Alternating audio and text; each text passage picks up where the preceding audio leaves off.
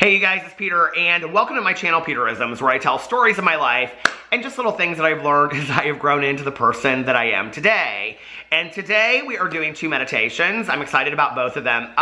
It's kind of funny how it happened. So I was only going to do one meditation today, and I was going to keep the video rather short. And it's a meditation from the Daily Book of Positive Quotations by Linda Picone, because it's a meditation that I really like. It's very positive. It's something that I don't talk about often on here, that I think is a good lesson for all of us. So I want to talk about that. But first, I want to read from The Language of Letting Go by Melody Beatty, of course. Something strange happened with this book. No, it did not sprout wings and fly away. The world is an interesting place, and I'm very much a believer in this connectivity of the world, if that makes sense. And I've talked a lot about it on here, but probably even more so on a spiritual level than I talk about, because I don't really want to scare people off sometimes. But, I'm not a big believer in coincidence. I'm not a big believer that things just kind of happen, right? I am a believer that people are put in our lives for reasons. I am a believer that things happen to learn from, and I also believe that if I get to the end of my life and none of that is true, and I find out that there's really nothing to any of this, well, what have I lost by applying meaning to people and things that have happened in my life? I've lost absolutely nothing, right? So I win both ways. And, it's interesting to me, I talk a lot about lessons are repeated until they are learned. I also very much believe that messages are sent over and over and over again when I'm really supposed to hear it and really believe it and understand it, and, life is hard sometimes. And I think one of the things I try to be very, very positive on this channel and uplift people and, try to give you guys hope. But one of the things I don't talk about is, what happens when we're really in, let's say, a life rut, and we just can't get out of it to some degree. And it just seems like one negative thing, one horrible thing after another happens, right? And you're like, okay, and you're a spiritual person. Let's say you have some kind of higher power, or even if you're not, whatever. But especially, I think, if you're a spiritual person, and you think to yourself, I'm a good person. I put out good into the world. I'm trying to be the best version of myself that I can be. And yet, this keeps on coming. This keeps on coming. This keeps on coming. And then on top of that, it's like you see others out there that are successful that maybe you don't deem in the same way. And I think that's really where it's important not to judge our journey in comparison to somebody else's. Like I said, we all lose by comparison. And I think that we also have to realize that maybe we haven't really learned the lesson we're supposed to learn yet. And maybe that's why these things continue to happen, if that makes sense. I know for me, when I've gotten into life ruts before, where I feel like, is anything going to ever get better? Like, when are things going to turn around? Number one, what I'm looking at, I haven't really seen the real lesson yet for. And number two, I need to be practicing gratitude more, And I think that Boo Radley is begging for my attention right now. Boo Radley, you want to be in every video today again, don't you? He said, well, of course I do, Dad. It's interesting because, I think that gratitude is such a powerful tool, I was, in my meeting last night, I go to my home group meeting on Tuesday nights, and I was there last night, and we were talking kind of about something similar, and, for me, it's kind of like this. I can sit in a meeting and I can say all the things that sound good, and, I can get on video and I can say all these great things about tools that we have and meditation and prayer and whatever. But am I really putting that into practice in my real life? What am I doing when I'm all alone driving around in my car and I'm like, okay, God, what is going on? What do you have for me? What's next? Because I think at times it gets frustrating for all of us. What you have to remember is you are on a specific journey that is specific to you. I think prayer is a big part of that. I think, prayer is, for me, not just telling God what I need or telling God what I want, but I think prayer is really about listening to my higher power, and that I choose to call God. You can call whatever you want. But I think it's really listening to your higher power, listening to the universe, listening to nature, listening to the world around us. What is the world telling us? And I think it's important to listen to that. And last night I was talking about, how, it's interesting because it's a recovery saying, and I've had a lot of people say this to me recently. I would say in the last 2 months, people say to me, we're human beings having a spiritual experience. And this is something I've been told for, like 20 plus years of my sobriety and my life. And I believe that. I firmly believe that we are spiritual beings having a human experience here on earth, right? And so for me, that's a pretty powerful statement. It's something I try to live by.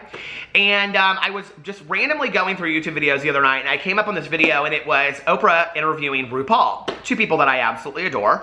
And I didn't realize that RuPaul was as spiritual as he is. And so I was watching this interview, and one of the lines that comes up in it is that we are spiritual people, or we are spiritual people having a human experience. And I was like, okay, this is so strange. And then I talked about it in my vlog last night about how I had watched it, right? And so then I got up this morning, and I was like doing some stuff before I was going out to run my errands, and I read In the Language of Letting Go, and the quote is in here, okay? It says right here, Erica Young has said that we are spiritual beings who are human, okay? Which was so interesting to me. Then I was reading comments on my vlog, and somebody said, oh my God, what you were talking about in your vlog was the meditation, the language of letting go, which I absolutely love that somebody in my vlog, I can't remember who you are, I'm sorry, was reading the language of letting go. This is connectivity, okay? This is not by accident. This is all connectivity, I believe so firmly in that. So, I think those also are little details in our lives that tell us, you're exactly where you're supposed to be in your life right now, which they also said in the interview, and I say that a lot. I believe that wherever you are right now, no matter how blessed you feel or how much the struggle is real for you, wherever you are in your life is exactly where you're supposed to be. Don't question it. Your journey is unique to you. So I want to read from the Language of Letting Go today. It's fantastic. It's about prayer. January 16th, prayer.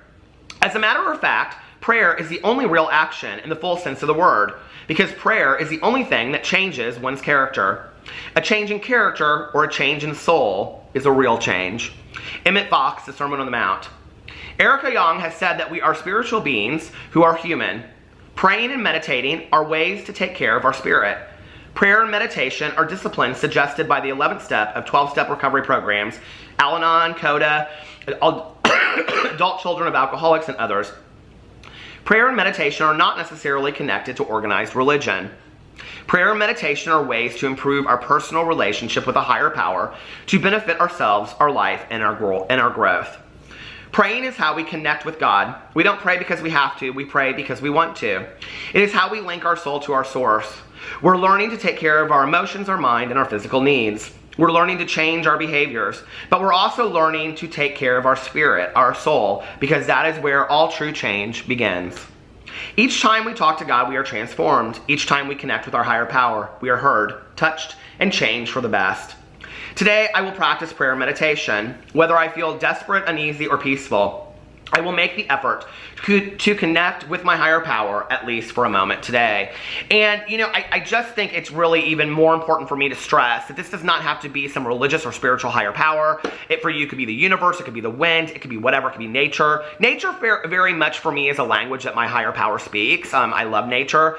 One of my most spiritual moments is when I'm driving around in a car by myself in the summer with the windows down, listening to some of my favorite songs like Bob Dylan on the radio. In those moments, I very much feel connected to my higher power. The smell, of the fields outside and the stars in the sky and the wind coming through my car. In those moments, I feel very, very spiritual. And I think that one of the things that I have been blessed in my life is to be able to pick a spiritual higher power of my understanding, which I feel, if I hadn't been able to do that, I don't know that I would be here right now.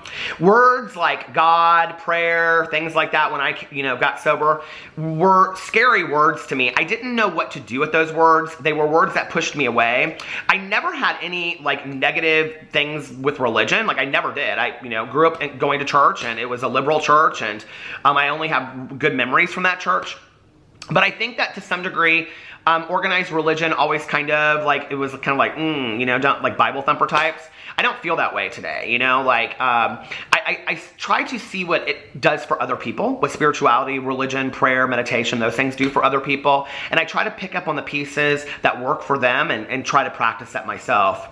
I also, meditation has many, many different meanings. And For a long time in recovery, I thought that meditation, you know, in sobriety, when they refer to it, meant like this very kind of Zen state. And what I know today is that when they were writing about it back in the 40s, that what they were referring to was like more of a meditative state of deep thought. And that's what it meant at the time. It's how it was defined at the time, as deep thought.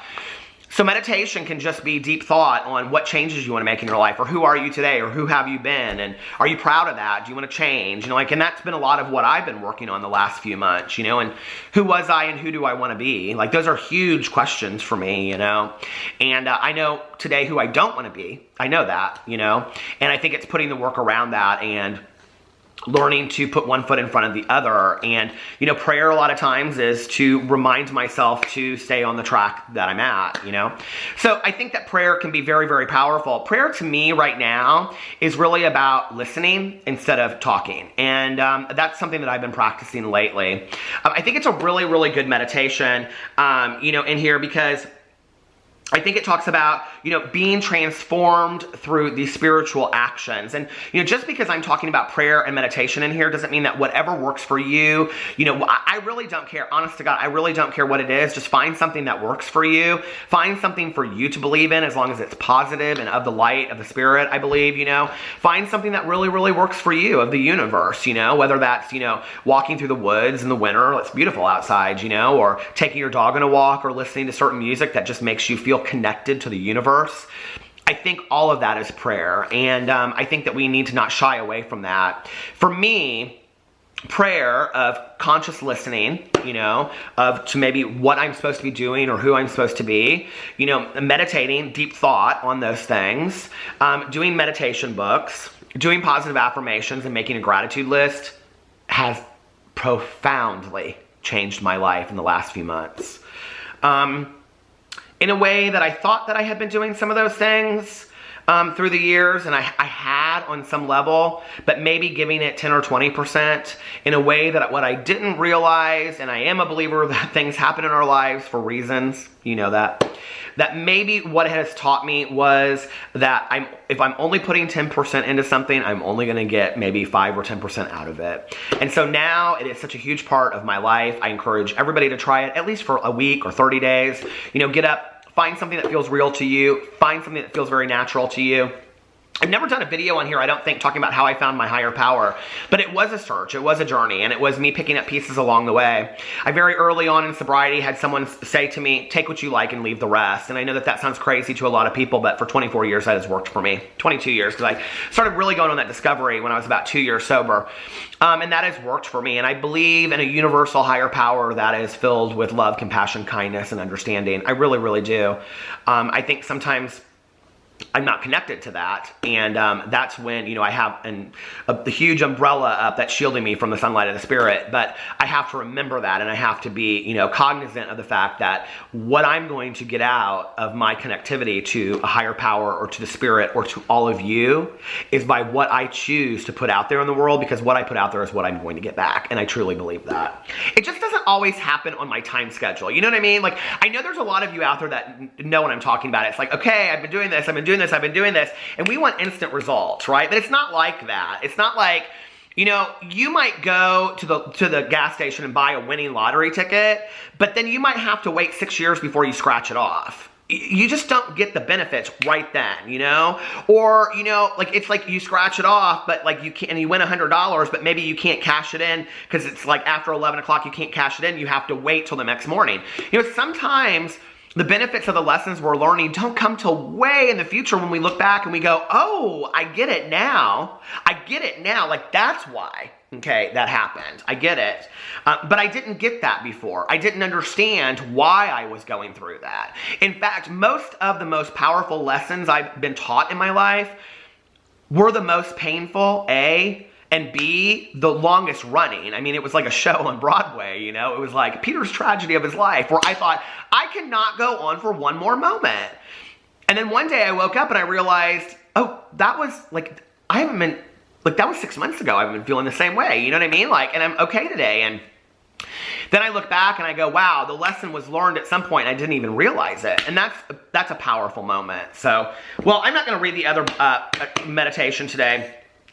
Linda Picone can wait till tomorrow, maybe. Let me know what you think in the comment section below. I really would encourage anybody, you know, to try to find some way to instill prayer, meditation into your lives. If you don't know how to do that, you have absolutely no clue, because a lot of people are like, I don't know what you mean by that, or I grew up in such and such church, and it's like that. Put the words away, okay? I think we get caught up so much with words like prayer and God and meditate that sometimes it's not about the word. It's about the action. It's not about what we're doing with that, right? You know, whatever that feeling is inside of you, whatever that feeling is that you connect to, that's your soul. Like, that's who you are without all the skin and hair and clothing and everything like that. That inside, who you are when the music is playing, that is your soul. Connect to that. Talk to that. Talk to what is ever out there. Find some peace, find some quiet for 2 minutes and just sit there. If you have to, like, you know, I don't know, sit with your, you know, in the kitchen floor with your back against the wall and just sit there and drink a cup of coffee. That's a meditative state, you know? Even to think to yourself, like sometimes when I'm in the shower, you know, getting ready for the day, I'll think to myself, today is going to be a good day. And I sometimes like go like this on the door of the shower, like I'll trace like a heart, just to like be like, I know how corny that sounds, but it's the truth. And, you know, I'll think to myself, today's going to be a really good day. Today's going to be a really positive, happy day, no matter what comes my way. Some crap will probably come my way, but today's going to be a good day. And, you know, that's meditative. You know, that's prayer. That's putting that out there in the world. That's positive affirmation. And I think that if we start practicing that a little bit on a daily basis, you know, it gets better. It didn't start off for me, you know, like being this guru. I mean, and I'm not even that anywhere. I mean, I still feel like I'm in kindergarten when it comes to this stuff. You know, I'm still learning how to do it. But I'm learning what works for me. And I'm learning that, you know, just recently, and I talked about this in a vlog, I mean, this is why I shut my mouth and started listening instead of telling God, my higher power, what I needed. Because I was in a meeting and I heard somebody say that, and I thought, boom, it was like brick wall in my face. Like, maybe I need to stop telling my higher power what I need and allow my higher power to put it in my life, and I just accept it and then learn from that. Like, that's pretty valuable to me, you know what I mean? Instead of thinking that I always know what's right. I don't think I probably do, you know? And like I said, that's where it goes all the way back to that, you know, I'm a spiritual person having a human experience. And that's really powerful, you know, if I remember that. So if that's truly the case, and that's truly what I believe in, then I got to go back to spirit. I got to go back to soul, you know? Anyway, let me know what you think in the comment section below. We don't all have to agree on that, but I encourage you, if you've never tried it before, to try it. Try whatever works for you. Anything positive I think we put in our life, we're going to get something positive out. I love you guys, and I will see you tomorrow. Bye.